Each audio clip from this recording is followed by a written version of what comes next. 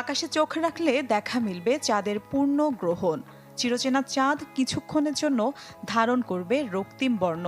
জ্যোতির্বিজ্ঞানীদের ভাষায় যাকে বলে ব্লাড মুন।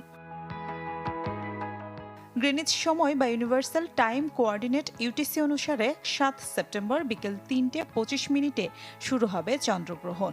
বাংলাদেশ সময় রাত ১১টার পর থেকে দূষণের তথ্য বলছে এশিয়া, অস্ট্রেলিয়া, আফ্রিকা ও ইউরোপের প্রায় ৬২০ কোটি মানুষ এই অনবদ্য দৃশ্যের সাক্ষী হবেন। তবে আমেরিকা মহাদেশ থেকে দেখা যাবে না বিরল এই চন্দ্রগ্রহণ।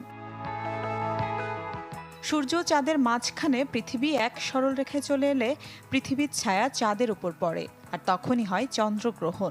এ সময় সূর্য থেকে চাঁদে পৌঁছানো একমাত্র আলো পৃথিবীর বায়ুমণ্ডলের মধ্য যায়, যার ফলে পৃথিবীর মানুষ চাঁদের লালচে বা রক্তিম চেহারা দেখতে পান।